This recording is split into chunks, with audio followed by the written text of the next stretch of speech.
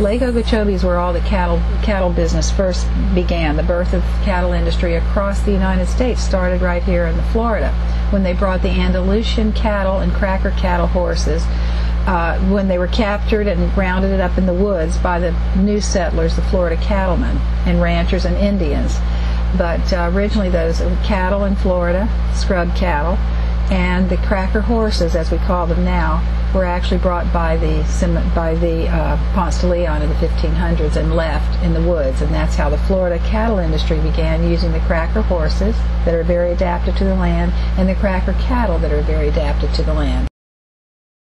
My great-great-grandfather actually was one of the first settlers in Glades County. His name was Samuel Lucky. He came from Orlando, having the first boarding house and the first sawmill in Orlando, but times fell hard. Jacob Summerlin, who had been so involved in the Civil War, taking cattle north, he told my great-great-grandfather Samuel that there was a 90-mile prairie down here, that very few people knew anything about it, and it would certainly accommodate cattle. And Hamilton Diston had already done some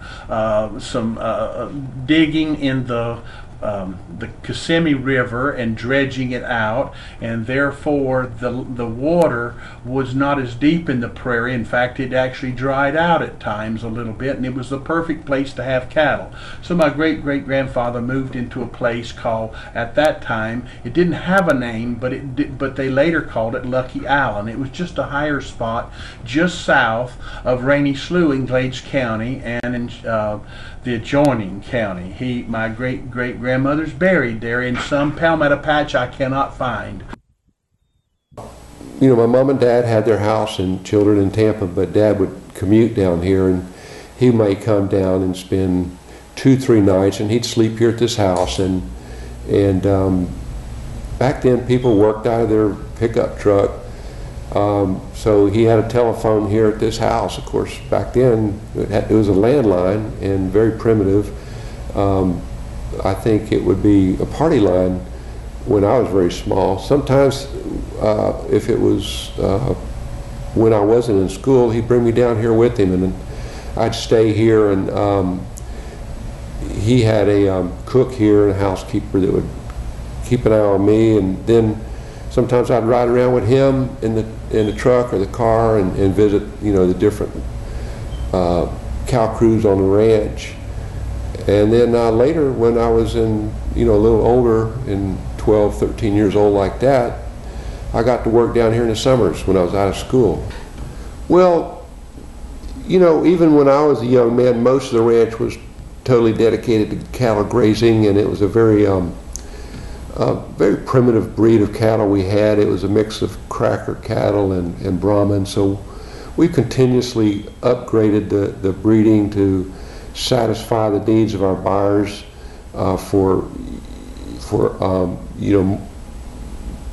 stockier cattle that yield more meat and tender, juicy meat. So we've done that. We've also diversified into forestry. We have pine forest on this ranch. We also have eucalyptus. We have eucalyptus forest. Sugar cane is expanded that during my lifetime, so we're substantial sugar cane growers on this ranch. The citrus is something we've had as a company on the ridge, but never in Glades County till about 1960, really maybe 1965, before we had any substantial plantings of citrus in Glades County, and now we're quite substantial with our citrus in Glades County. So really we've discovered many uses for making businesses on the property, and you know, all that is coming about, has come about and continues to evolve.